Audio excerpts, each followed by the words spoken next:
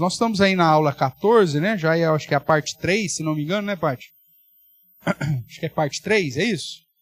É isso. Onde nós estamos tratando sobre resolução de conflitos, né? Então, fazendo aí uma recapitulação bem rápida, nós tratamos que a questão de resolução de conflitos passa por aquilo que já estudamos antes sobre as questões pessoais. Pessoas não bem resolvidas ou pessoas que estão passando por dificuldades tendem a gerar conflitos com outras pessoas. Basicamente assim. As questões pessoais de egoísmo, de questões não tratadas, a gente acaba sempre aplicando a tendência natural que vimos nos nossos primeiros pais, né? O problema é sempre a mulher que o Senhor me deu, como diz Adão, né? Então, é sempre a mulher que o Senhor me deu. O problema nunca sou eu, é sempre alguma coisa, ou alguma situação, que alguém fez algo por mim, ou alguma coisa lá na minha infância, tal, mas mostra, no fundo, que são questões pessoais não tratadas e que, de certa forma, vão refletir nos relacionamentos, gerando conflitos. O fato de eu não entender a própria ordem, né, da criação e daquilo que já faz parte do nosso coração, porque a lei de Deus está gravada nele, nesse senso comum, tira a ordem das coisas e a gente acaba gerando problemas. Então nós vimos que as questões pessoais, por conta do pecado e da queda, é a causa dos conflitos e problemas. E aí nós trabalhamos no primeiro dia que uma das causas, das maiores, é o pecado, mas nem sempre o pecado vai ser causa de conflitos. Às vezes é apenas um choque de cosmovisão, de leis, né? Então são situações que não caracterizam práticas pecaminosas propriamente, mas que podem gerar também conflitos, e nós estamos tratando das duas situações. E aí nós vimos que o principal ponto para a resolução de problemas é você identificar e nomear um padrão de norma ou de diretriz que esteja acima das pessoas envolvidas e que tenha autoridade sobre a vida das pessoas envolvidas. Então, essa norma estabelecida, né, é onde começa o pontapé para a resolução. Então, nós vemos que essa norma ela pode ser estabelecida por um senso comum, né? Isso aí muito particularmente tratado dentro de um contexto cultural. Às vezes aquilo que o senso comum nos coloca como algo virtuoso, para outra cultura não, né? Eu lembro que eu dei aqui o exemplo do cachorro, né? Se você me ver dando um chute num cachorro lá dentro do nosso contexto, o senso comum vai falar, não faça isso com o cachorro. Se for para um contexto islâmico, se for você dar um chute num cachorro, muito provavelmente vai juntar mais 2, 3 para te ajudar a aumentar o pontapé, né? Porque dentro da cultura, os cachorros não são benquistos, porque morderam Mohamed, então é um animal amaldiçoado pelo profeta. Então, isso no senso comum, maltratar um cachorro não é problema. Então veja, é uma questão cultural, de cosmovisão, senso comum estabelecido por uma cultura, no caso a cultura religiosa.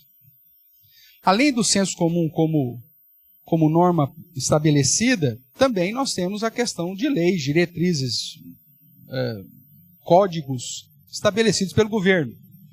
Então nós temos o nosso Código Civil que determina posturas que se esperam de todos os cidadãos brasileiros. Se eu quebro essa norma, vou gerar um conflito, e aí para resolver esse conflito, a parte que está sendo lá ofendida, muito provavelmente vai me levar a juízo, e aí um juiz que está com a norma na mão vai falar, aqui no artigo tal, do Código Civil Brasileiro, do novo Código Civil Brasileiro, está dizendo que você não podia ter feito aquilo que você fez. Então você é o culpado, você tem, ou vai ficar preso, ou tem que pagar a indenização, ou tem que fazer isso, ou tem que fazer aquilo.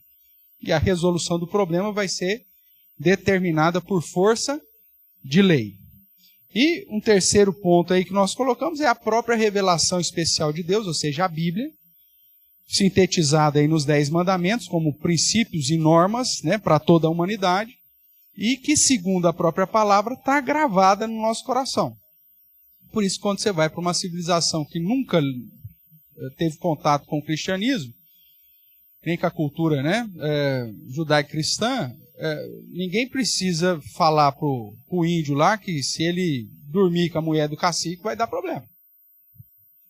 Ou que se ele roubar o arco e flecha do vizinho, alguém vai reclamar. Vai gerar um conflito. Então, a lei de Deus está gravada no coração do homem e ela serve de norma para a resolução de conflito. Dentro do nosso contexto, ela é a principal regra de fé e prática. É assim que nós apresentamos. Né? O que é a Bíblia para nós? É a nossa base, a nossa fonte de regra, de prática, de fé e tarará. Então, de resolução de conflito é a mesma coisa. Então, conflitos vão acontecer e a ideia de buscar resolução vai estar em pautar os nossos procedimentos numa norma. Quando se refere ao aconselhamento bíblico, pressupõe, então, que as pessoas temam a Deus e acreditem na Bíblia. Então, aí você vai usar a Bíblia como esse padrão de norma, de diretriz, para gerar a solução dos problemas. Aí ele mentiu, falou que eu fiz tal coisa. Então tá, vamos seguir o padrão aqui. Como que nós vamos agir de acordo com o padrão? Chama lá, tenta resolver. Se comprovou que mentiu mesmo, pede perdão, ganhaste o irmão, vida que segue. Se não conseguiu, chama a testemunha. Se não conseguiu, traz para a igreja vai tratar do assunto. Se não houver arrependimento, aí ela vai aplicar a sanção que precisa ser aplicada. Tá? É assim que vai resolver os conflitos. Aí nós vimos na segunda aula que geralmente todos os conflitos eles vão ferir a norma estabelecida, ou vão tentar mudar essa norma estabelecida. No caso lá de Gênesis 3, que nós estudamos, a estratégia de Satanás foi justamente colocar em questionamento a norma que Deus havia estabelecido. Deus disse que você não podia comer frutos de árvore nenhuma? Aí, não, disse que podia, só de uma que não pode. Porque se comer vai morrer. Não morre não. Pronto. Você está questionando uma norma estabelecida, um mandato de Deus, não comais daquele determinado fruto. Já questionou, deu a possibilidade de quebrar a norma estabelecida, pronto. Gera o conflito entre os primeiros pais com o próprio Deus, que para a resolução do conflito tem que aplicar uma sanção, tem que aplicar uma disciplina, que acaba gerando aí um problemão para todo mundo, mas senão não resolveria o problema. Porque se Adão e Eva permanecessem no jardim e depois da queda comesse o fruto da vida, aí não tinha mais o que fazer. Então veja, aí a disciplina veio como mecanismo de gerar uma possibilidade para a resolução. E a disciplina, quando bem aplicada, sempre tem esse objetivo, né? Gerar um plano de redenção. Nós temos a tendência de dar valor nas coisas quando nós sentimos na própria carne, né? Às vezes esse conselho dos ímpios moderno, né, que fala assim, que converse com a sua criança que ela vai entender, né? Isso aí gera até meme, né? Tem um cara lá, um comediante, que ele faz o seguinte, a esposa está grávida, aí ele chega cansado do trabalho, a esposa pega ele assim, fala com a criança, ela entende tudo. Aí ele, oi bebê, tudo bem? Papai chegou, não sei o quê. Aí acontece alguma situação, ele grita, e a sogra, não fala isso. A criança, ela entende tudo. Né? A criança lá, dentro do barrigão da mãe. Aí nasce a criança lá já com seus 2 aninhos, fazendo uma malcriação. Aí ele vai dar uma dura, dá um tapinha na criança, a mãe fala, não faça isso, ele não entende. Mas se dentro da barriga entendia tudo, por que agora com 2 anos não entende? Né? Então vira meme, vira gozação. Mas o conselho do ímpio justamente vai te indicar isso, né? Que a melhor solução não é a bíblica. E dentro do nosso padrão, a solução para todos os conflitos é aquilo que a Bíblia apresenta. E a disciplina faz parte desse plano da redenção.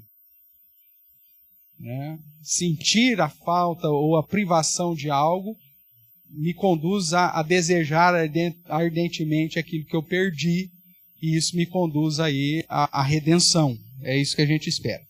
E aí nós vimos então que o contexto da norma aqui é importantíssimo, tá? Depois nós trabalhamos aí com alguns exemplos do Antigo Testamento, mostrando que o conflito sempre existiu depois que o pecado entrou na nossa história. E aí a semana passada estudamos um pouquinho do padrão de Jesus na resolução de problemas, né? Referindo ao problema dos outros. Porque quando Jesus tratava com os fariseus, ele tratava diretamente com confrontação. Mas quando Jesus é colocado numa situação entre os fariseus e uma mulher que foi pega em flagrante adultério, então nós vemos aqui várias posturas para auxiliar na resolução desse conflito. Então nós trabalhamos isso lá na semana passada, vimos que Cristo tenta evitar o conflito acima de todas as coisas, esse é um padrão, mas já que foi inevitável, então ele busca a verdade, né? Mostrando para aqueles homens o que de fato a Bíblia dizia sobre o assunto, e desmascarando eles, que eles estavam fazendo de um modo ilícito. Manteve a postura virtuosa, né? Não perde o controle, porque ele tinha que preservar a mulher. Se Jesus vai para o confronto direto com os fariseus ali, a corda iria romper para o lado mais fraco, e o lado mais fraco era a mulher que já estava sendo injustiçada, porque se ela foi pego em flagrante adultério, cadê o homem com quem ela estava adulterando, que nem foi levado lá, né? E também vimos que ele agiu de acordo com a sua posição. Ele não era juiz, ele não fazia parte do Sinédrio, mas ao mesmo tempo, dentro da postura que ele tinha, ele não deixou de aplicar a verdade bíblica, admoestando a mulher. Vai e não peques mais, ok? Hoje nós vamos caminhar mais um pouquinho, né? Nós já citamos, inclusive semana passada, sobre o livro do presbítero Lu Priolo, Resolução de Conflitos, uma compreensão bíblica e suas implicações para a dinâmica dos relacionamentos, editado pela editora Nutra, de 2017. E ele apresenta algumas posturas aí, né?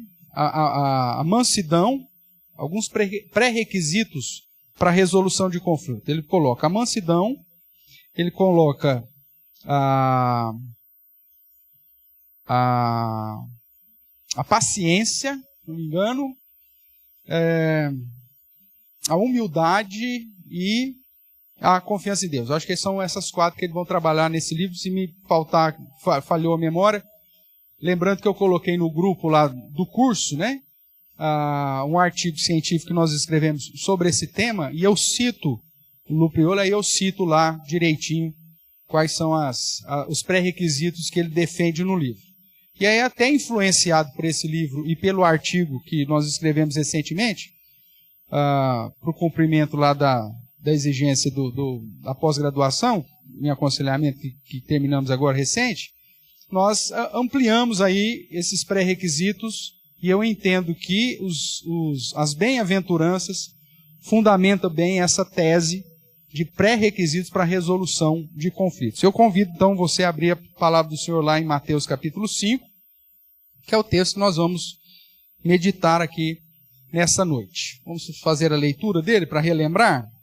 Então vamos lá.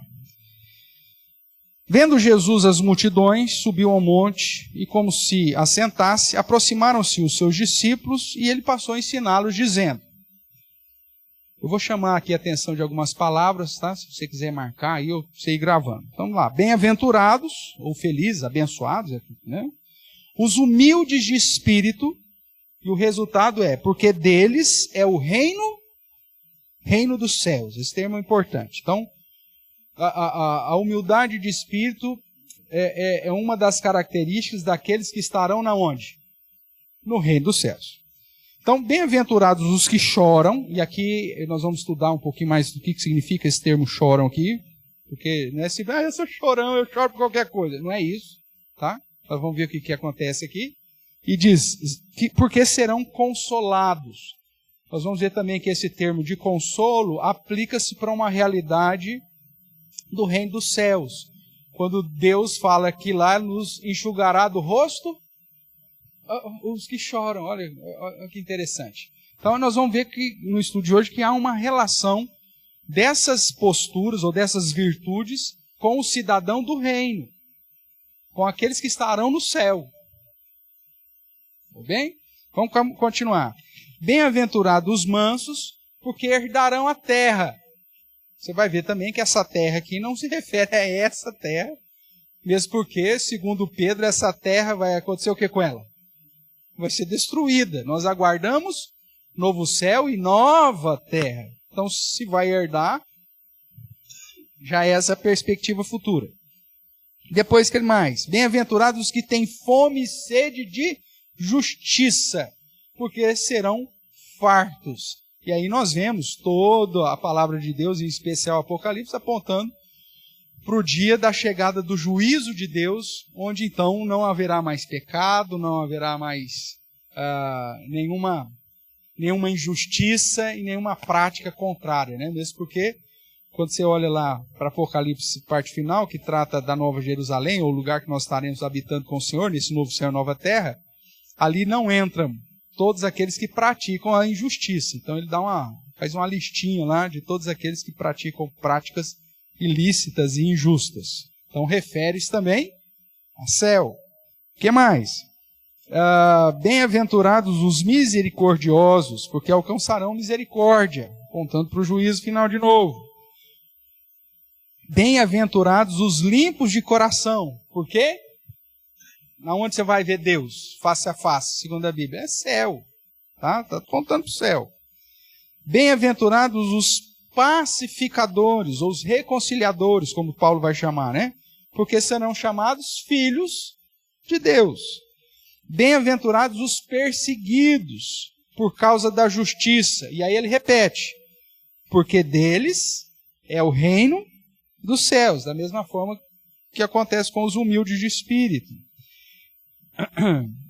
E aí no verso 11 ele diz, bem-aventurados, e aí me permita aqui fazer uma mudança aqui, né, para que fique mais claro, os injuriados, os que forem injuriados, né? Então, bem-aventurados sois quando por minha causa vos injuriarem e vos perseguirem e mentindo, né? Os injustiçados, você pode colocar aqui também. Então, bem-aventurados os injustiçados por causa de Cristo. E aí diz o verso 12, regozijai-vos e exultai, porque é grande o vosso galardão onde? Nos céus, pois assim perseguiram os profetas que vieram antes de vós. Então, a primeira coisa que eu quero chamar a sua atenção em relação às bem-aventuranças, é que as bem-aventuranças tratam de virtudes vistas na vida daqueles que vão para o céu. Ok? Então, e outra coisa que eu já disse na semana passada, que é importante você tratar aqui, nas bem-aventuranças, que não é uma lista, são 9, não são 9 bem-aventuranças para você se enquadrar em uma delas. Eu choro muito, pastor, então eu entro aqui nessa aqui, ainda bem-aventurados os que choram, né? Não sou humilde de espírito, não sou um soberbo miserável, não sou justo, não sou misericordioso, não sou pacificador, não sou nada disso. Mas pelo menos eu choro. Então, aqui, tô dentro do verso 4 aqui e nele me apego e jamais deixo. Não é isso. As bem-aventuranças está tratando de virtudes que precisam ser vistas de um modo completo na vida do cidadão do céu. Na vida daqueles que foram constituídos reino e sacerdotes, para apresentar a Deus um sacrifício agradável a Ele. Então, quando nós falamos das bem-aventuranças, isso aqui é um alvo, irmãos, que devemos dentro desse processo de amadurecimento, santificação e crescimento no conhecimento na graça de Deus, alcançar. Essas virtudes precisam ser algo que eu tenho que ter isso como objetivo da minha vida, como reino e sacerdote, como aqueles que foram chamados para serem embaixadores desse reino, para servir a esse rei. E não é à toa que o evangelho de Mateus é chamado do evangelho do rei, porque ele vai apresentar Cristo como o rei. E os seus súditos, que são todos aqueles que ele chamou para si, devem viver como cidadãos ou concidadãos do céu, do reino dos céus, do reino celeste. Então, essas virtudes apresentadas aqui, essa humildade de espírito, essa contrição, essa mansidão, esse anseio pela justiça, pela misericórdia, essa santidade, que é ser limpo de coração, a ideia de ser pacificador, reconciliador, né? Como eu já disse, que Paulo nos fala lá, que fomos chamados para sermos ministros da reconciliação, toda essa questão da resiliência por suportar a perseguição, as mentiras, as injúrias, por causa do nome de Cristo, isso aqui refere-se a todos.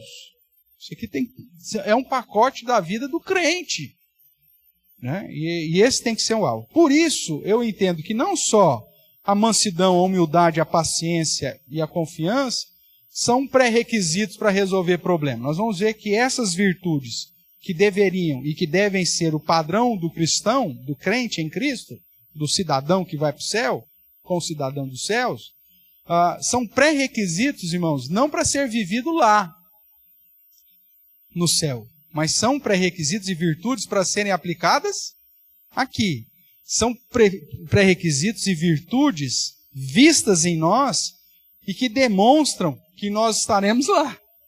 Não por elas, né? Porque sabemos que a salvação é pela graça de Deus. Mas agora, como cidadãos do reino, como súditos de Cristo, como cristãos, como pequenos cristos, tais virtudes precisam ser vistas em nós aqui.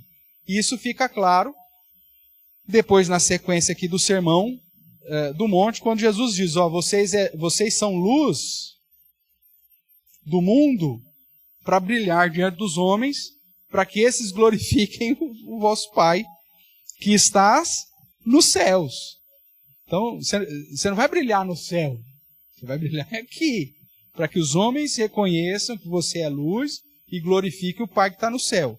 E essas virtudes devem ser vividas aqui, mas que apontam você como aquele que serve o Rei Jesus. E você é um súdito do Rei Jesus. E esses pré-requisitos ou virtudes aqui são essenciais para as resoluções de conflitos que vamos viver aqui. Seja com o descrente ou seja dentro de um contexto de servos de Deus, porque o conflito também, como já provei aqui, usando os exemplos lá, né, de servos de Deus que entravam em conflito e que vão precisar dessas virtudes ou pré-requisitos. Então vamos estudar cada uma delas. Então, primeiramente aí, a humildade, né? A humildade como sendo o primeiro ponto aí que eu acho que o Lu Priolo coloca no livro dele, e que não é uma humildade no sentido de ser pobre. Né? Na nossa cultura a gente tem muito disso, né? Pessoa é pobre, mora numa casinha simples, né? Não tem conforto nenhum, não tem recurso financeiro. Fala, ele é humilde. E às vezes o cara pobre é o cara mais soberbo que você vai encontrar na face da terra. Então, humildade não é em relação à condição social ou financeira. Porque tem gente extremamente em condições sociais altas, classe social alta, e que são humildes. E pessoas extremamente vivendo uma miséria e que são soberbas. E às vezes estão na miséria justamente por conta da sua própria soberba. O cara não consegue nem aceitar a ajuda de ninguém, porque ele é tão soberbo, né? Mesmo vivendo na humildade. Então, não confunda a condição humilde, sem recursos, sem provisão, com a humildade prevista aqui. Mesmo porque o texto ele apresenta uma qualificação para essa humildade, né? O verso 3 diz, bem-aventurados os humildes de espírito. Então, o que viria a ser isso? Vamos ver primeiramente aí esses dois textos que eu separei. Provérbios 29, verso 23.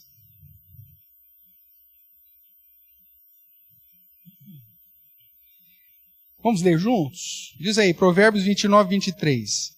A soberba do homem o abaterá, mas o humilde de espírito obterá honra.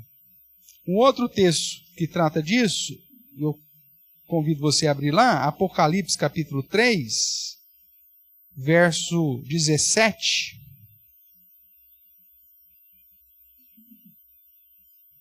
Nós vemos um exemplo aqui de alguém que não é humilde de espírito, que é a igreja de Laodiceia, né?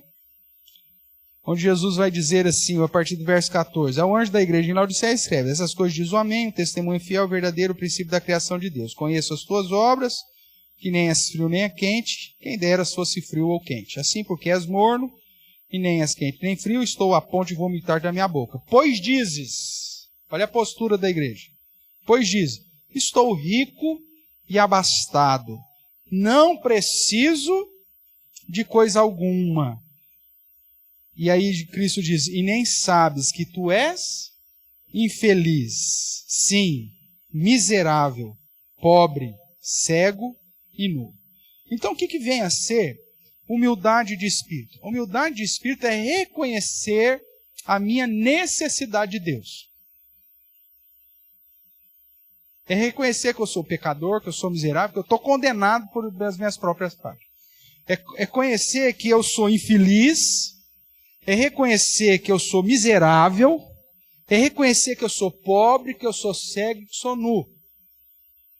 E que se não for Cristo, se eu não comprar dele, mesmo sem dinheiro nenhum, né? Ouro refinado pelo fogo, vestiduras brancas, colírio para ungir os olhos, eu estou perdido. Então, ser humilde de espírito é ter o reconhecimento de que eu preciso de Deus. Que sem Deus eu não sou nada. E isso, irmãos, se torna uma virtude espiritual, porque Provérbios vai dizer que aquele que é humilde de espírito obterá honra. Deus abençoa o humilde de espírito. Não é o humilde de boca, né? Oh, Senhor, o Senhor sabe que somos pó. O Senhor sabe que somos miseráveis. Só da boca para fora. Não é humilde de boca. É humilde de espírito. Então é um sentimento real e verdadeiro que faz você se sentir realmente alguém carente de Deus. Mesmo que você tenha tudo nesse mundo.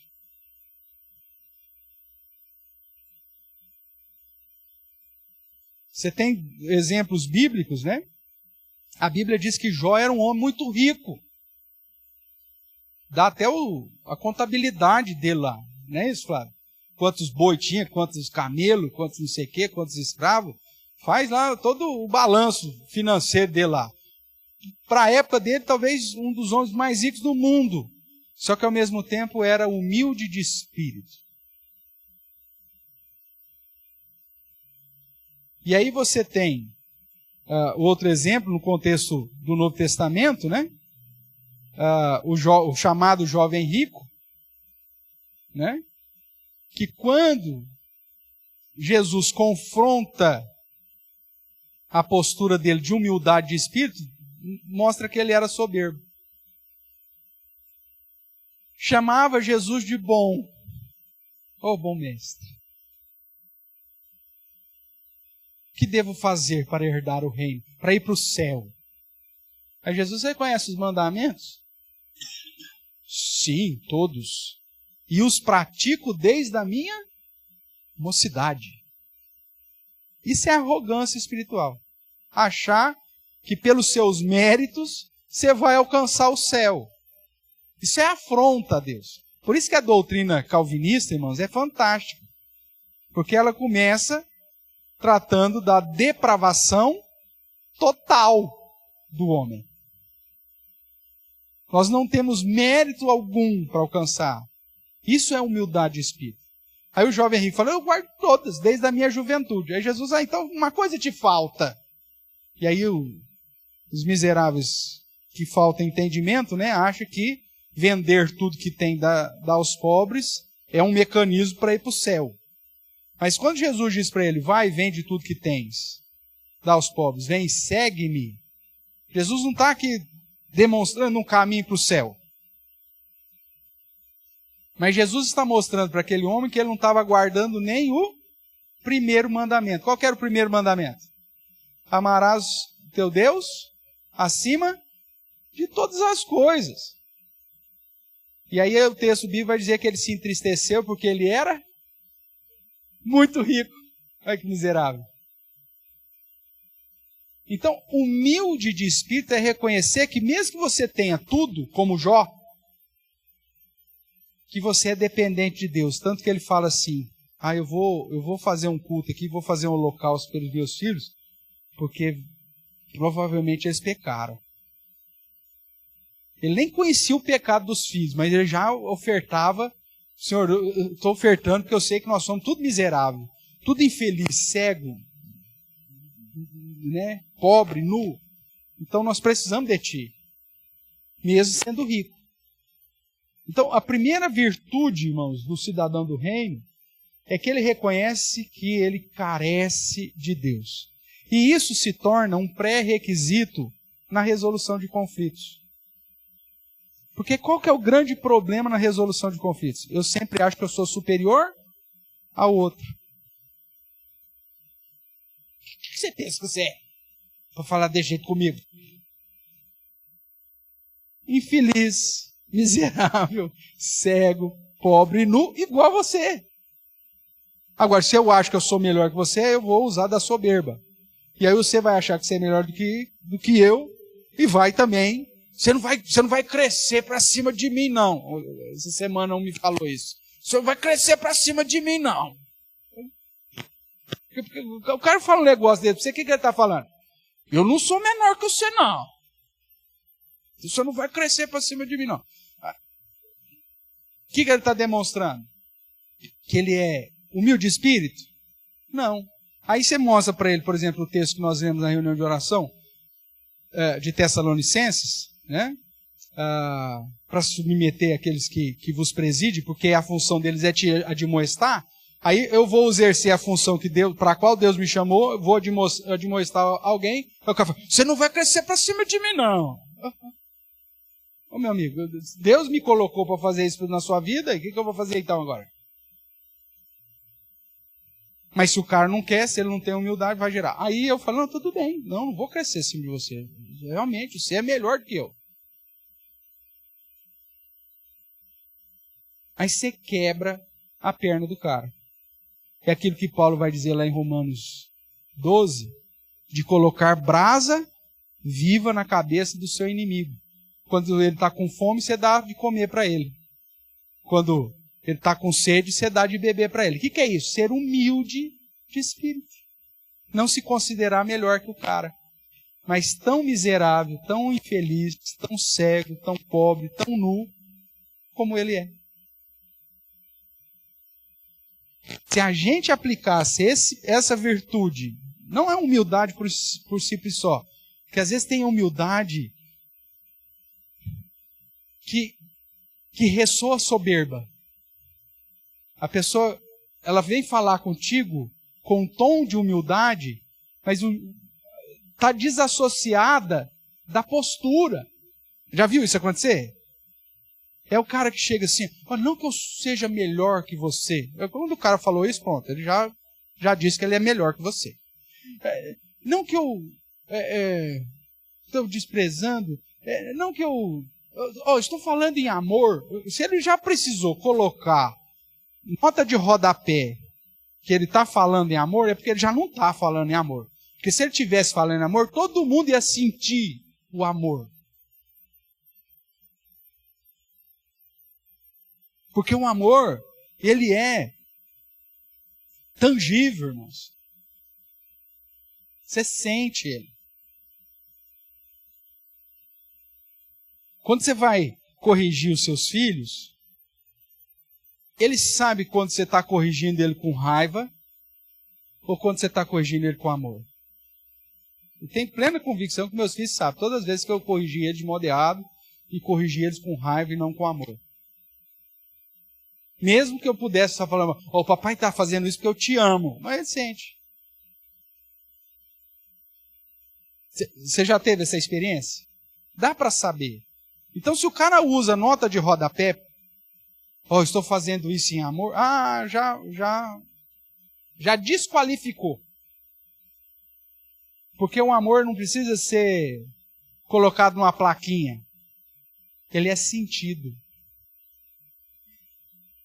Eu tive uma experiência quando da conversão de um dos meus filhos,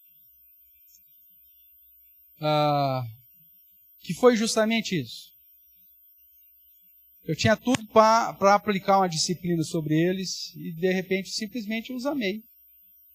Ou amei. E não precisei fazer nota de rodapé, ele sentiu. É assim que funciona. A Bíblia diz que o amor constrange. Porque a pessoa sente, caramba, eu fiz tudo isso, desonrei, desobedeci, fiz... e esse cara está ainda investindo em mim. Esse cara está me apoiando. Esse cara ainda me elogia na frente dos outros. Esse cara ainda me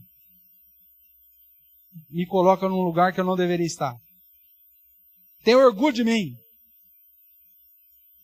Precisa falar que isso é amor? Não. Essa ação grita. Então, a humildade de espírito, irmãos, além de ser uma virtude necessária para o cidadão do céu, é um pré-requisito para a resolução de conflito. Toda vez que situação vem para cima de você e as pessoas que vêm gerar conflito contigo é porque elas acham que elas são superiores a você. Isso é inevitável. Se você tiver a sabedoria de ter humildade de espírito, muito provavelmente a solução vai estar muito mais perto do que você imagina. Reconhecer que você é tão pecador quanto, tão carente quanto, tão infeliz, miserável, cego, nu e pobre quanto. Isso é uma virtude, mas ao mesmo tempo um pré-requisito para resolver conflito. Tanto que até no meu conflito para com Deus, né? Porque a Bíblia diz, humilhai-vos na presença do Senhor e Ele vos exaltará. Se eu chego diante de Deus sem essa humildade, sem reconhecimento, sem carência, da necessidade dEle, a Bíblia diz que Ele me abaterá. Então, até essa perspectiva, quando você vai para Isaías capítulo 1, e Deus vem com uma admoestação forte ao seu povo, e Ele diz, olha, se me ouvirdes e se arrependerdes, comereis o melhor dessa terra. Agora, se você levantar o tupete, eu vou acabar contigo, porque a boca do Senhor e o zelo do Senhor o diz. Lembra lá? Isaías capítulo 1? E ele diz, vem, arrazoemos, vinde, põe lá os seus pecados, mesmo que sejam vermelhos como escarnado, vão ficar brancos como anel. Deus está disposto a nos purificar, nos tratar, nos honrar, a dar o melhor dessa terra. Mas para aqueles que vêm com humildade de espírito, reconhecendo, não só de boca, é interior, é de espírito, que de fato nós precisamos de Deus. E se isso é aplicado nos relacionamentos interpessoais, é a mesma coisa.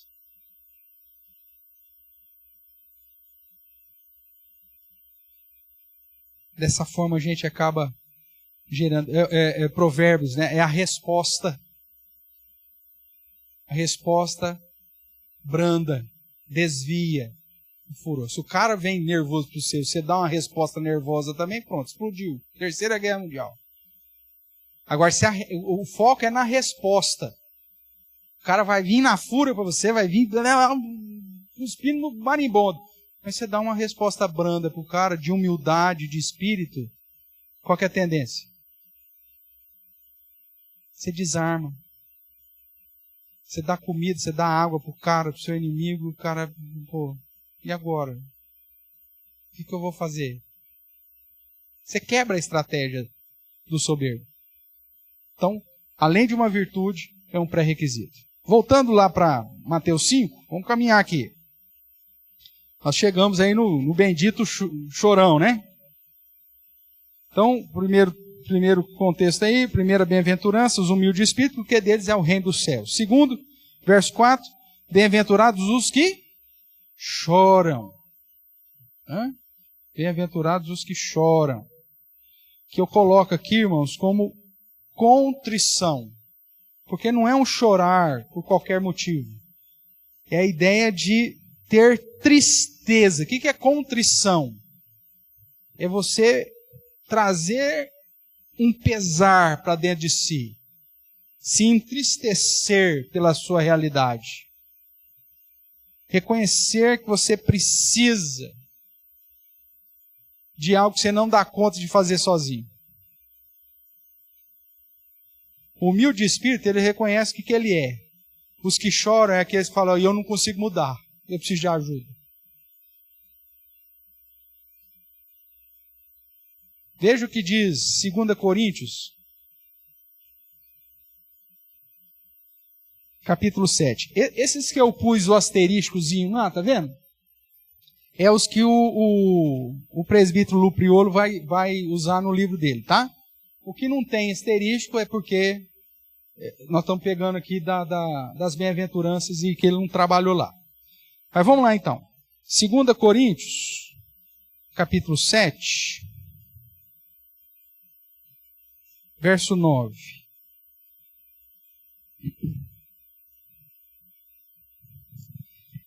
Paulo, se alegrando aqui, né? Ele vai dizer assim: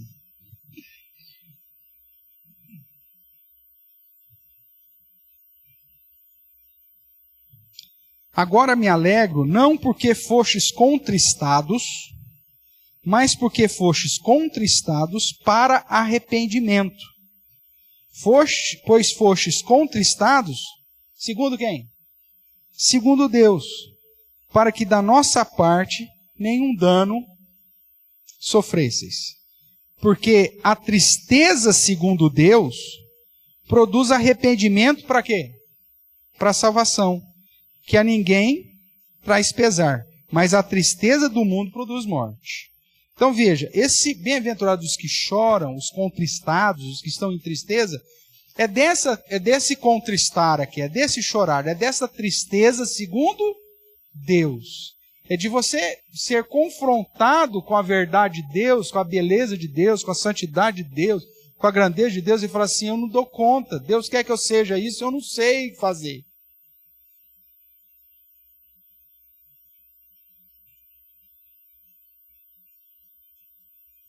É ter a visão que João teve em Apocalipse,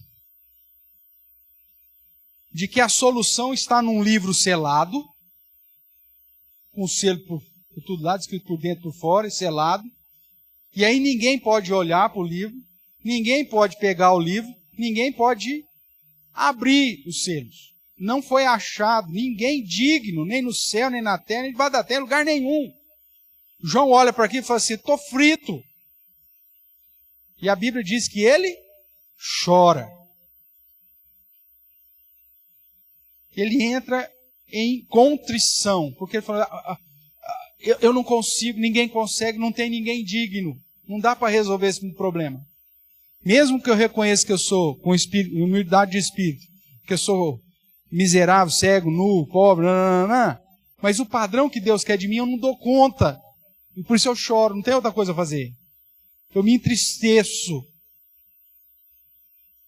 Eu não acomodo com a minha vida cristã, que eu sei que é meia boca.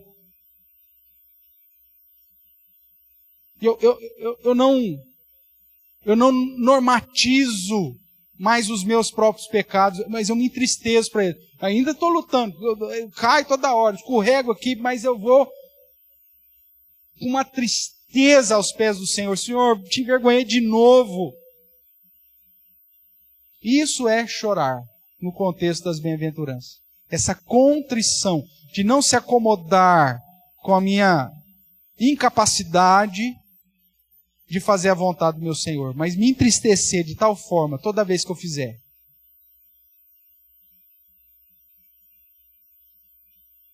Aquilo que 1 João vai dizer, né? Confessar os nossos pecados. Ele é fiel e justo para nos perdoar os pecados. Essa contrição que me leva ao arrependimento, à tristeza, aqui que ele diz, né? Uma contrição segundo Deus produz arrependimento para a salvação. Tem gente que já pede perdão dos pecados assim, como se fosse o trem mais natural. Como eu falo, né? Tem gente que pede perdão para Deus do pecado que ainda vai cometer, porque ele já sabe, não, eu vou fazer mesmo. Fazer o quê? Não tem tristeza, não chora pela sua própria realidade, não chora pelo fato de ter estagnado, de parar de crescer espiritualmente. Não é possível que hoje eu não sou um cristão melhor do que eu fui ontem. Isso é chorar, isso é contrição. Veja Tiago. Talvez o texto de Tiago aqui vai te auxiliar para tornar mais claro aí o que eu quero dizer.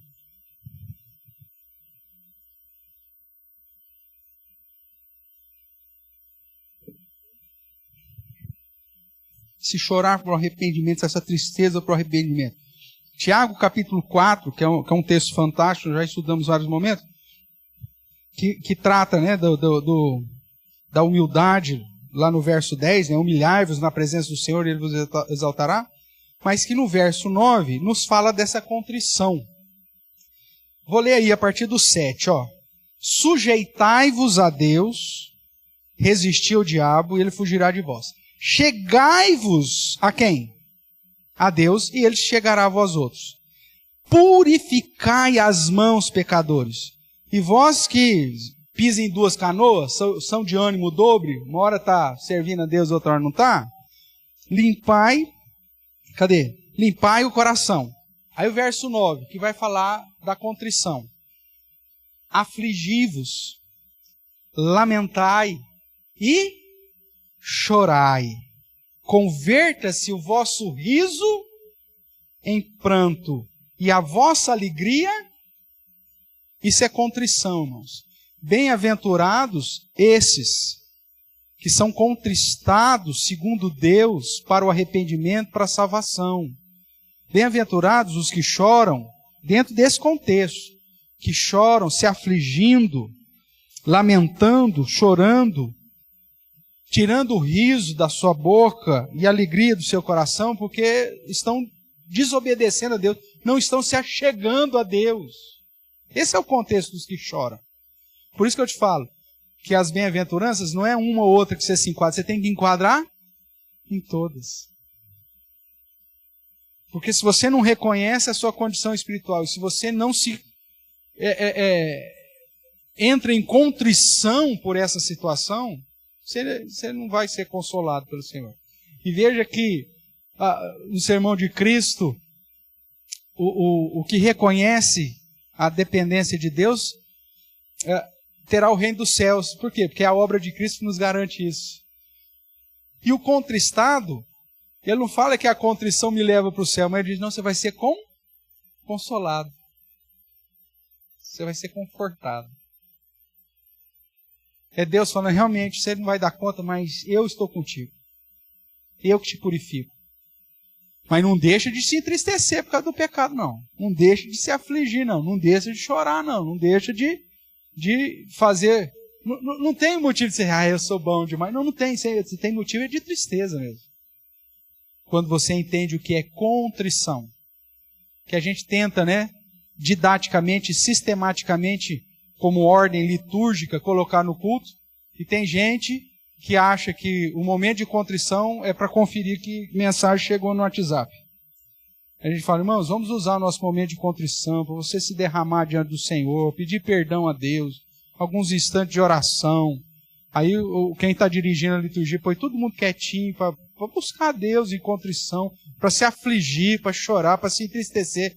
Aí as pessoas acham que é um intervalo no culto, intervalo comercial no culto, para ver. Ai, deixa eu ver. Nossa, já são... Olha, meu Deus. Hoje o culto não termina 9h30 de jeito nenhum. Não é, meus irmãos, é para te conduzir a experimentar essa virtude que é característica do cidadão do céu, daquele que teme a Cristo. Senhor, eu estou aqui domingo de novo, pequei tudo de novo, você sabe que eu sou um miserável. Pai, estou entristecido com isso, me perdoe, quero me humilhar diante do Senhor, quero chorar diante do Senhor, quero me derramar diante do Senhor. Isso é contrição. E a Bíblia diz, bem-aventurados os contritos, ou os que choram, porque serão consolados. A ideia, irmãos, das características daqueles que são cidadãos dos céus. E, obviamente, que isso na resolução de conflito se torna um pré-requisito. Porque quando você reconhece os seus próprios pecados, você não julga o outro. A sua postura na resolução de conflitos é diferente. Eu sei que todos nós erramos nesse sentido, né? E eu, mesmo no exercício aí de anos, dentro do aconselhamento bíblico, eu falho. Mas quando eu consigo chegar num patamar de contrição, de entender que eu sou um miserável, eu começo a entender o outro miserável.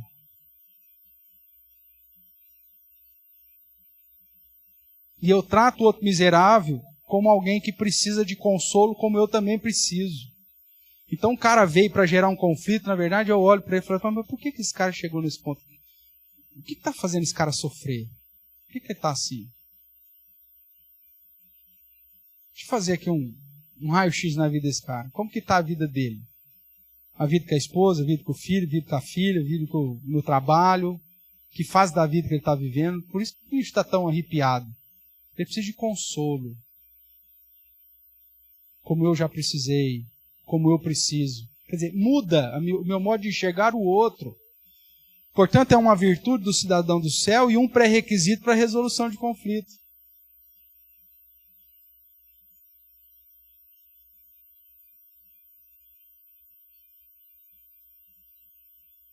Porque às vezes se eu olho simplesmente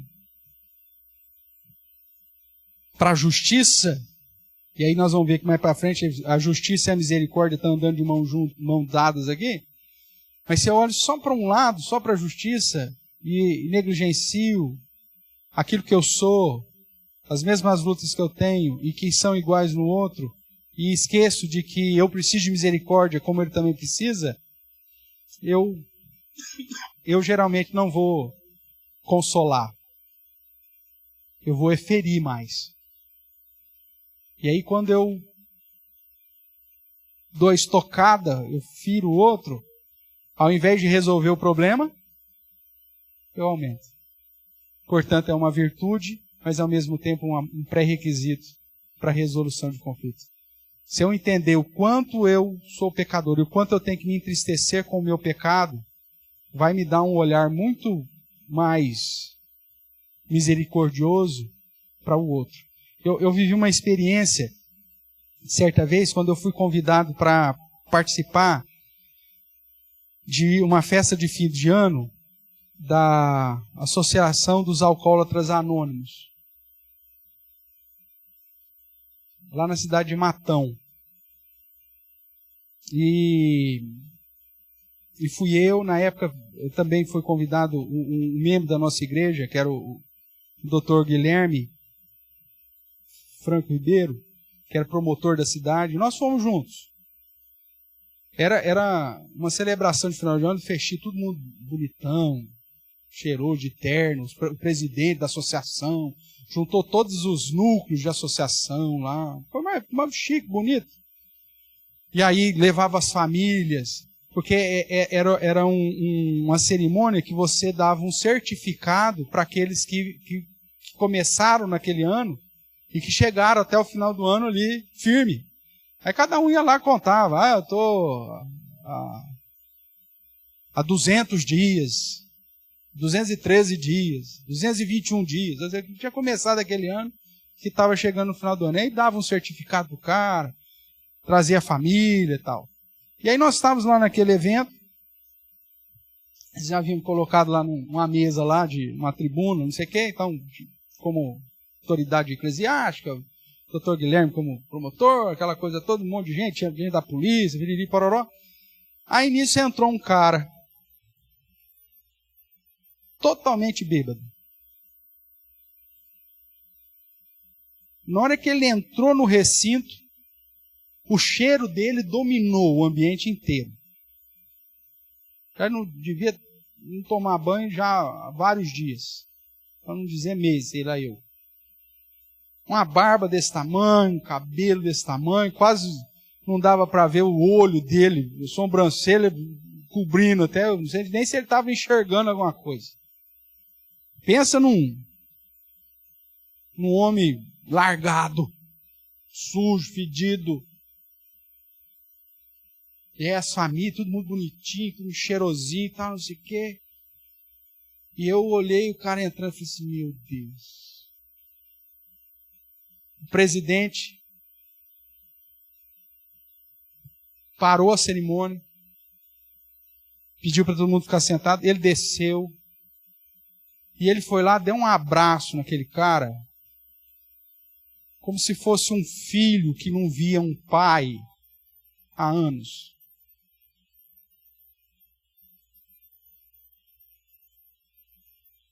Aquele negócio me impactou de tal forma que mexeu, e até hoje mexe comigo quando eu lembro, porque é a ideia de que o presidente, que já tinha sido viciado, né, alcoólatra durante anos, e que venceu e que hoje estava ali, inclusive, presidindo a associação, conseguiu enxergar naquele cara ele mesmo, anos atrás. Quem nunca chorou por aquilo que é, quem nunca olhou para dentro de si e vê o que de fato é diante de Deus, irmãos, nunca vai ter um olhar carinhoso de amor para alguém que ainda está perdido.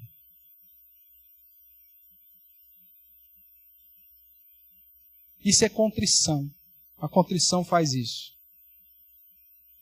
Saber que o que me diferencia daquele que está lá ainda é que a graça já me alcançou.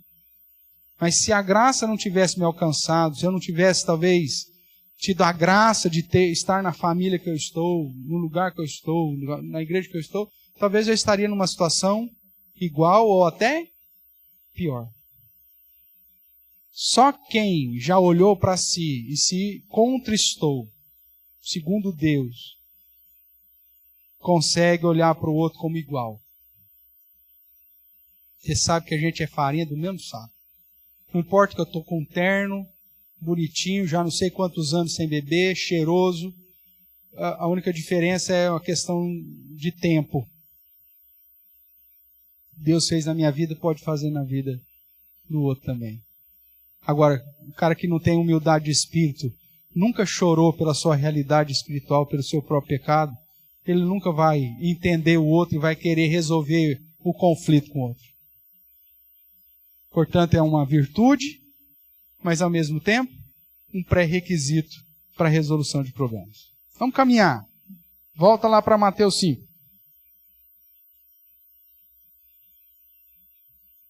Mateus capítulo 5, verso 5.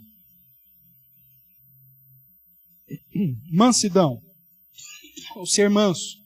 Veja que tem um asterisco aí, que refere-se ao livro lá do Lupriolo, tá? Resolução de conflitos, uma compreensão bíblica e suas implicações para a dinâmica dos relacionamentos. Então ele trata da humildade e da mansidão aqui como pré-requisitos para a resolução de conflitos. Vamos ver aqui essa mansidão, do que se trata, usando aí dois textos. O primeiro lá, de 1 de Pedro, quando ele trata da característica das mulheres, né, no relacionamento conjugal. 1 de Pedro, capítulo 3.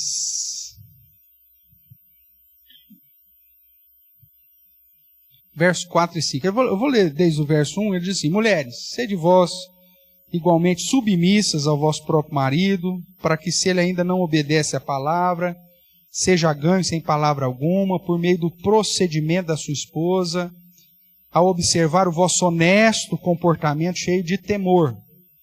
Não seja o adorno da esposa o que é exterior, como frisado de cabelo, adereço de ouro, aparato de vestir.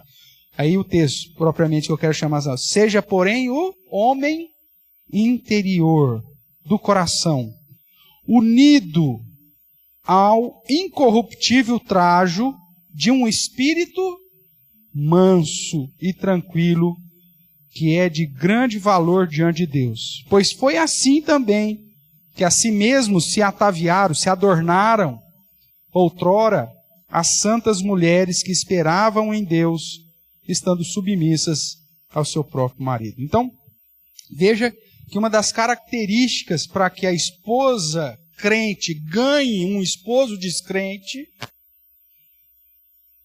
não é o adereço externo, não é que está proibindo, né? Você ter cabelo frisado, ter, o que ele fala aqui mais?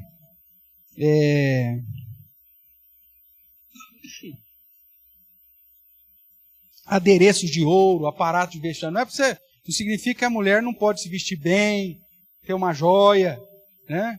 Ir no cabeleireiro, não é nada disso. Mas que essa não seja a principal virtude dela.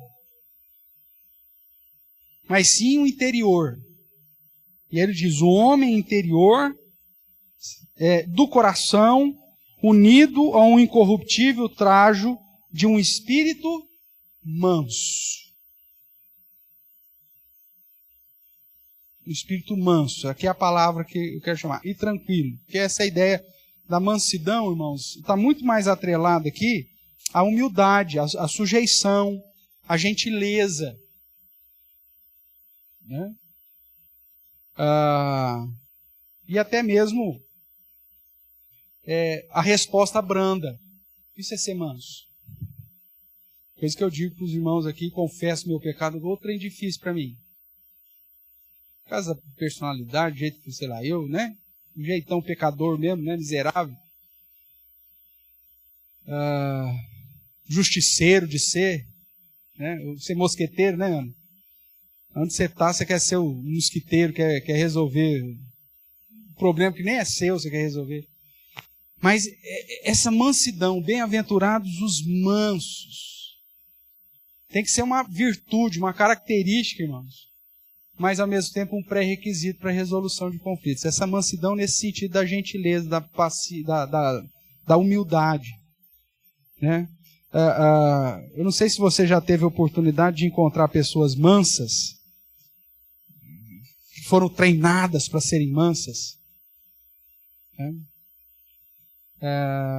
Eu não sei se é só enquanto estão trabalhando ou se é no dia a dia, mas eu tenho para mim que operador de telemarketing é uma pessoa mansa. Porque a gente liga para ela assim, bufando, né? Porque se você liga para um negócio desse é porque já está dando tudo errado.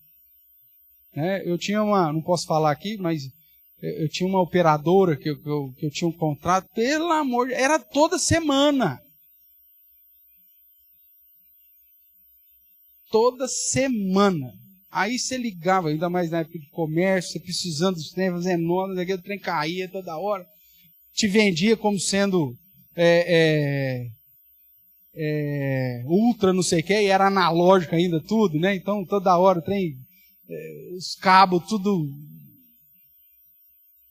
enferrujado, aqueles caixinhos lá, tudo dando pau, aquelas placas, tudo oxidada, toda hora. E você, pelo amor de Deus, tinha que ligar. E aquele cara te atendia. Não, senhor, tudo, calma, senhor, nós vamos resolver. O senhor tem toda a razão, não sei o quê. A mansidão, eu falei, não, esse cara, ou é treinado só para atender telefone, porque se esse cara for assim na vida dele, você vai morrer com 300 anos. Porque você falava, já se viu, você falava, gritava com o cara, ficava bravo com ele no telefone, falava o bicho, soltava o crocodilo, e o cara, o senhor tem razão, é verdade. O cara não saía da linha. Já teve essa experiência? Graças a Deus eu mudei de operadora e resolvi o meu problema. Mas tem pessoas que são treinadas, isso é da essência dele. Pode vir o cara bufando, ele consegue, com espírito manso, tranquilo, resolver o problema. É isso que Pedro está falando que as mulheres deveriam ter, né? Por que deveriam? Porque eu sei que é uma luta também para vocês, né? Porque muitas tentam apagar o fogo com querosene, né? Então, aí, ao invés de resolver o problema, aumenta, né? Mas é o indicativo bíblico. Espírito manso, tranquilo. É isso que se espera de mim, espera de você também. Ainda falando aqui, olhando para Tiago, né? Volta aí um pouquinho. Tiago, capítulo 1, ele confronta aqui a ira, né, como antônimo, e ele diz assim, porque a ira do homem não produz a justiça de Deus. E continua ainda o 21, para você ver o contraste que ele faz. Então, verso 20, porque a ira do homem não produz a justiça de Deus, portanto, despojando-vos de toda impureza e acúmulo de maldade, acolhei com o quê? Ei, miserável Tiago, por que ele escreveu isso aqui? É o que nos confronta. Acolhei com mansidão a palavra em vós implantada, a qual é poderosa para salvar a vossa alma. Bem-aventurados os mansos, vai dizer Jesus, porque herdarão a terra. E isso aponta, irmãos, não só para uma realidade futura, mas me permita aqui um devaneio, né? Mas geralmente as pessoas mansas, aquelas que não brigam com ninguém, elas sempre resolvem o problema, acabam tendo passagem livre em qualquer lugar que elas vão. Elas herdam a terra, realmente, né? Literalmente. Eu, por exemplo, que tenho uma dificuldade com negócio, brigo com Deus todo mundo, você cria mais inimigo do que amigo, né? É um negócio que eu tenho que trabalhar, que a gente tem que trabalhar, porque é a virtude que o próprio Cristo espera de mim. E não só como virtude, mas como pré-requisito para resolver problemas. Para resolver problemas, como pré-requisito, é mais fácil. Porque você não está envolvido no negócio. Você está ali vendo duas pessoas sem mansidão, né, com um problema, com um conflito, e você, como conselheiro, você consegue sair daquela situação e agir de modo a mostrar que eles precisam. Tem calma, fulano. Não, calma. Agora, quando você está envolvido na situação, você faz parte do conflito, é uma luta. Mas é uma virtude que Cristo espera de mim, de você, e como pré-requisito para resolução de problemas. Se você quiser aprofundar um pouco mais nisso, aí no livro que eu estou citando aqui, né, do Lupriolo, ele trata dessa mansidão aqui, muito bem posto lá. Vamos lá, caminhando mais aí um pouquinho. Aqui em Mateus capítulo 5. Então, verso 5, bem-aventurados os mansos, porque herdarão a terra. Verso 6, bem-aventurados os que têm fome e sede de justiça, porque serão fartos. Eu pus aqui já a interpretação, né, do que eu entendo por fome e sede de justiça, que é o desejo por um ambiente que não haja injustiça. Na onde que isso vai acontecer? Aqui, em algum lugar, nessa terra caída, Em alguma ilha vai ser possível aplicar um negócio desse? Não vai. Não vai, irmãos. Nem na Suíça, nem em Luxemburgo, né? Você fala, os países mais tranquilos do mundo. Tem injustiça, tem pecado, tem conflito, não tem. Então, ter fome e sede de justiça é aspirar, ansiar pelo céu. O crente, ele precisa desejar o céu. Porque se fome e sede de justiça fosse uma prática para você aplicar aqui, sabe o que ia acontecer? Você vai ser preso em 2 tempos. Você vai brigar com todo mundo em 2 tempos. E você vai ser morto em 2 tempos. Porque se você for brigar pela aplicação da justiça num padrão que a gente espera, é impossível, irmãos, num contexto de uma terra caída. E essa é uma luta que eu também tenho aqui, estou fazendo quase o Agostinho, né? As confissões do pastor Everett. Mas é porque a gente tem um senso, às vezes, de justiça muito aguçado, e você quer ver um negócio. Por exemplo, eu estou aqui de domingo de manhã, dando a minha aula de escola dominical, e vejo aqui a turma atravessar contramão, que fazer o contorno contramão na frente da igreja. A vontade que eu tenho, peraí que eu vou lá. E já resolver isso. Porque esse cara vai pegar uma criança uma hora, vai pegar um idoso uma hora. Então minha fome e sede de justiça é ir lá e tentar resolver o negócio. E aí eu crio confusão se eu vou fazer isso. Vou aplicar a justiça? O cara vai falar, não, é verdade, pastor, nunca mais vou virar contramão aqui. Vou ser justo a partir de agora, só porque o senhor me falou. Vai acontecer isso? Não, não vai. Então não é fome e sede de justiça de ver as coisas, o céu vindo para a terra, né? Porque não vai. Mas é no sentido de ansiar o céu. Ansiar esse momento que nós estaremos com o Senhor. Ansiar esse momento que nós estaremos. Por isso que eu serei farto. Mas serei farto aqui? Não, aqui não tem isso. Aqui eu vou ser perseguido, vou ser injustiçado. Lá no final ele vai dizer justamente isso, vai te perseguir, injuriar, mentindo, vão dizer todo mal contra vós. Serão perseguidos justamente por causa da justiça. Eu vou andar como um filho da justiça, vou fazer o que é certo. Mas não adianta eu querer aplicar sobre o ímpio aqui. Não vai dar briga, vai dar conflito, vai dar problema. Então, ter sede e fome de justiça, eu entendo como seja essa... esperar o céu, ansiar o céu, aspirar pelo céu. Né? Como Paulo fala, pensai nas coisas lá do alto. Como bem-aventurado é aquele que fala, gente, aqui é ruim mesmo, aqui não vai ter jeito, mas há uma esperança. Nós não somos daqui. Nós somos peregrinos aqui. Nós estamos aguardando aquele dia, na nossa pátria celestial. Esse é o foco. Veja aí alguns textos. Ó. O próprio texto de Mateus, para comprovar esse meu entendimento aqui, ainda no sermão, né? Mateus capítulo 6, verso 33.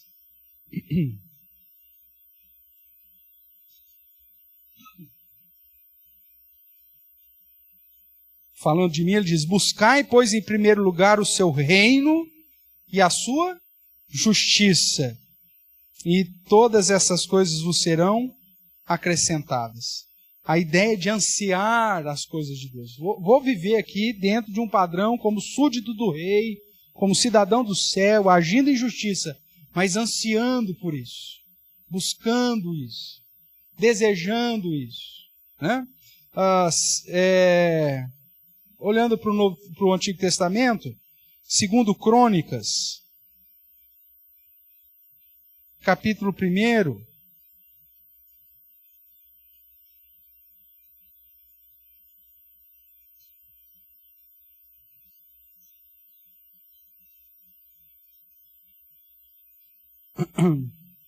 segundo Crônicas, capítulo 1, verso 10. Espera aí que eu abri errado. segundo livro das Crônicas, capítulo 1, verso 10. Pedido de Salomão, né? Ele diz assim: dá-me, pois, agora sabedoria e conhecimento, para que eu saiba conduzir-me à testa desse povo, à frente desse povo. Pois quem poderia julgar a esse grande povo? Então veja essa necessidade externada aqui por Salomão de ter a sabedoria de Deus para fazer o que é justo segundo Deus, mesmo aqui numa realidade caída. Então, no que tange a mim, essa fome e sede de justiça é fazer o que é certo aqui, mas sabendo que isso só vai ser real lá. Como cidadão do céu, eu busco fazer aquilo que me vai, sabendo que a justiça só vai ser plena lá. Salomão pede isso: me dê sabedoria e conhecimento, para que eu possa julgar, para que eu seja justo no meu julgar. Porque se Deus não der essa sabedoria, irmãos, nós vamos falhar na nossa justiça. E um texto que confirma isso, 1 Reis, capítulo 3.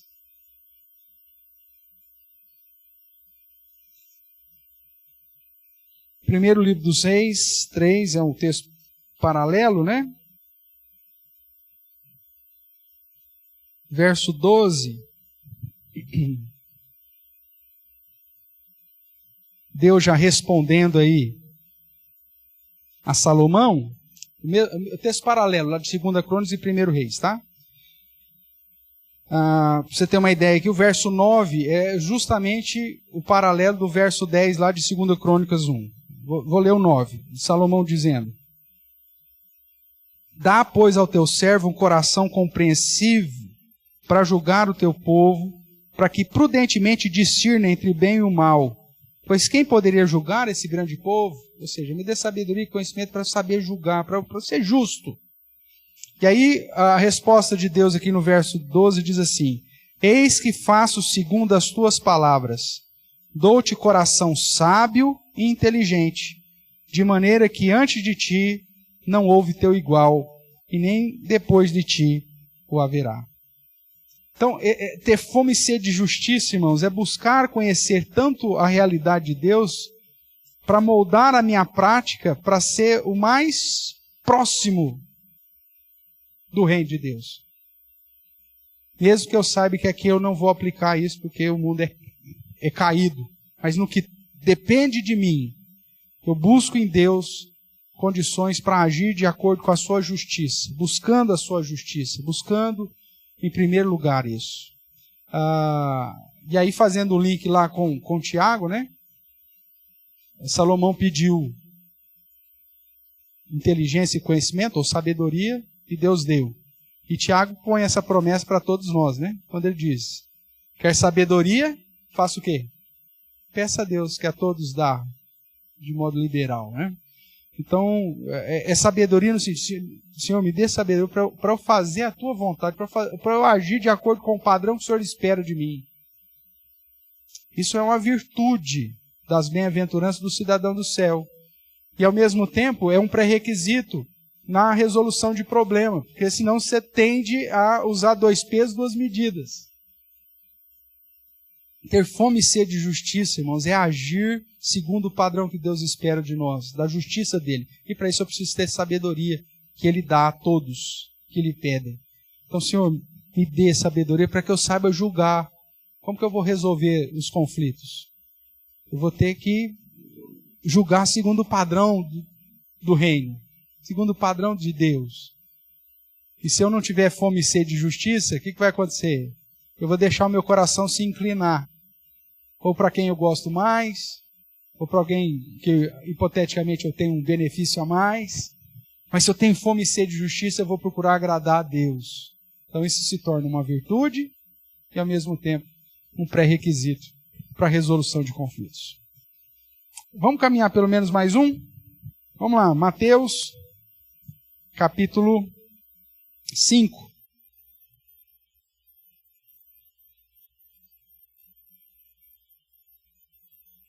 Vamos caminhar aqui no verso de número 7. que diz: bem-aventurados os misericordiosos, porque alcançarão misericórdia.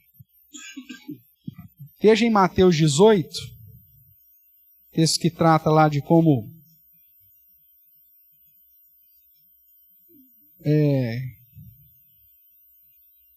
que começa a falar de como lidar com o irmão, né? E aí depois Jesus usa para referendar tudo isso, respondendo a Pedro quantas vezes se deve perdoar o irmão, ele usa a parábola do credor incompassivo. E aí nós conhecemos a parábola, né? Um cara devia algo exorbitante para um senhor, esse senhor chama ele e fala: ó, me paga, você vai ser preso. Ele pede misericórdia, o senhor concede misericórdia, perdoa aquela dívida exorbitante. Aí ele sai dessa reunião conciliatória, chega na rua e encontra o cara que devia ali miséria para ele, né? A ideia aqui é 10.000 talentos contra, como que está aqui? 100 denários, né? Que é algo, uma dívida impagável com alguma coisa possível. É bem assim. E aí ele sai e encontra esse seu conservo, agarra ele pelo pescoço, devia 100 denários, verso 28 vai dizer isso, agarrando, o sufocava. Agarrou o cara pelo pescoço lá e dizendo: paga-me o que me deves. E aí o conservo implora, pede misericórdia, da mesma forma que ele acabou de fazer com o Senhor. E ele não quis. Manda prender o cara até que ele salde a dívida. Os companheiros vão lá, falam para o senhor o que tinha acontecido, o senhor que havia perdoado, chama ele, e aí é o verso 33 que eu quero chamar a sua atenção, que diz assim: não devias tu igualmente compadecer-te do teu conservo, como também eu me compadeci de ti? A misericórdia como virtude é saber que Deus já me perdoou. Deus já agiu com misericórdia. Então, se eu sou misericordioso, diz o texto de Mateus 5, né? Bem-aventurados os misericordiosos, porque alcançarão misericórdia. Na verdade, porque já alcançaram misericórdia. Que é o contexto todo do ensinamento do perdão que a Bíblia traz. Perdoai-vos assim como o Senhor vos perdoou, como Ele te amou primeiro. Agora, se eu não tenho esse entendimento lá da humildade de espírito, da contrição, da necessidade da mansidão, ou da aspiração do céu de buscar fazer as coisas justas como Deus quer que eu faça, eu não vou ter misericórdia com os outros.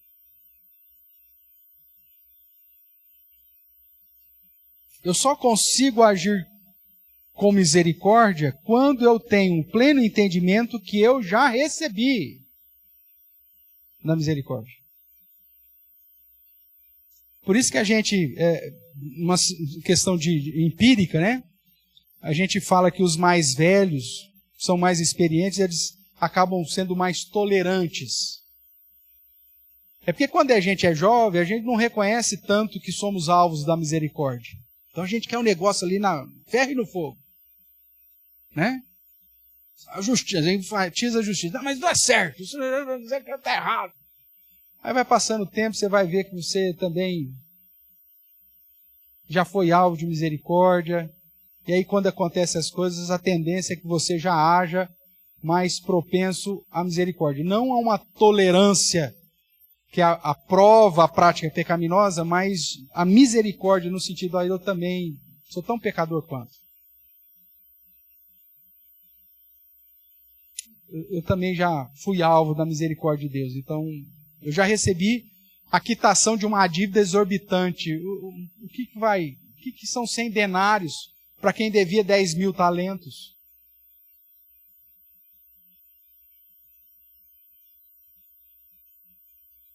Então, ser misericordioso como virtude, irmãos, acaba sendo um pré-requisito, porque a partir do momento que eu entendo que eu recebi da misericórdia, eu começo a me compadecer também em favor do outro. E aí eu paro de ser muito né, no ferro e fogo. Um outro texto de Mateus que aponta para isso é Mateus 25. Procurei usar aqui o mesmo texto de Mateus para confirmar o contexto, né, como que ele usa a ideia no próprio Evangelho. E aí ele vai dizer assim, Mateus 25, 34 em diante.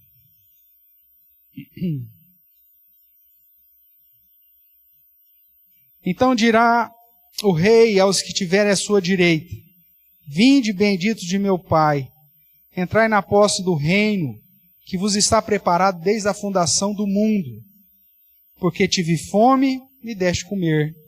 Tive sede, me deste beber. Era forasteiro e me hospedastes. Estava nu, me vestistes. Enfermo, me visitastes. Preso, e foste ver-me. Então perguntarão os justos: Senhor, quando foi que te vimos com fome e te demos de comer, ou com sede e te demos de beber? E quando te vimos forasteiro, te hospedamos, ou nu e te vestimos? E quando te vimos enfermo ou preso e te fomos visitar? O rei, veja aqui a ênfase no reino, né? O rei respondendo lhes dirá: em verdade vos afirmo que sempre que o fizestes a um desses meus pequeninos irmãos, a mim o fizestes. A ideia, irmãos, de se compadecer é uma das características do cidadão do reino, ou dos bem-aventurados. E isso se dá não só para que alcance misericórdia, mas pelo fato principal de que a misericórdia já me alcançou. O fato de eu ter quebrado um pote na casa da minha avó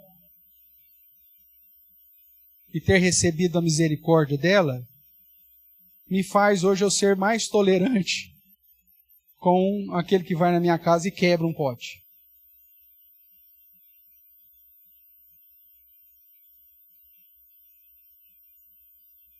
Isso a gente vai aprendendo dia a dia. Quer ver um exemplo? Aprendi essa semana. E a gente geralmente aprende quando a casa cai, né? Vergonha, né? Até por uma questão de educação, eu pego firme e colocado em casa lá sobre algumas situações do dia a dia. E uma das questões que eu sempre chamo a atenção da Heloísa, da Duda, do Samuel, Clarice, é o tal da sanduicheira. Porque a sanduicheira não tem liga e desliga. É na tomada. Você põe na tomada, o trem já está esquentando. Se você não quer usar mais, você tira da tomada. Sempre alguém esquece. Eu viro uma arara com gripe aviária. Né? Meu Deus, vai pôr fogo na casa. Aí, a semana passada, a Heloísa recebeu visita em casa, né? Maria Rita, amiga dela na de Jabuticabal, ficou uns dias em casa. E aí eu fui fazer o lanche para a turma. O que eu fiz? Vocês são pecadores, miseráveis. Já estão me julgando. Não, mas foi isso mesmo que aconteceu. Esqueci. Sentamos à mesa, tomamos o café. Aí a Maria Rita foi pôr lá a xícara na pia, olhou para a tostesqueira lá, para o sanduicheiro, sei lá o que não. Viu que estava acesa, falou assim: eu acho que está acesa aqui. Falei, agora essas meninas vão acabar comigo, né? Mas elas usaram de misericórdia para comigo. Aí eu fui, desliguei, abri o negócio, o pão preto. Eu já tinha ligado e desligado a resistência, sei lá eu quantas vezes. Elas foram melhores do que eu fui para elas.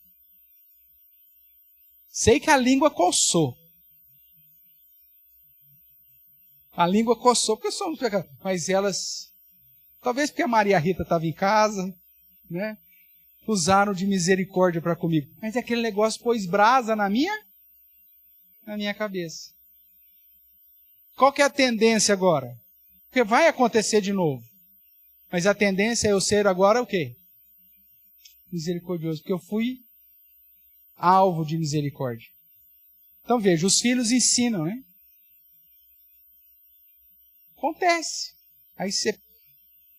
E isso se gera uma perspectiva, irmão, de aprendizado. A gente não para de aprender nunca. E isso nos conduz a assimilar o entendimento de uma virtude e, ao mesmo tempo, um pré-requisito para a resolução de conflito. O fato delas terem sido misericordiosas para comigo, além de me preservar na figura de pai, evitou um conflito. Porque, dentro da perspectiva hierárquica, não cabe um filho chamar a atenção de um pai. Isso é um padrão hierárquico de honrar pai e mãe. Mas elas poderiam muito bem ter chamado a minha atenção.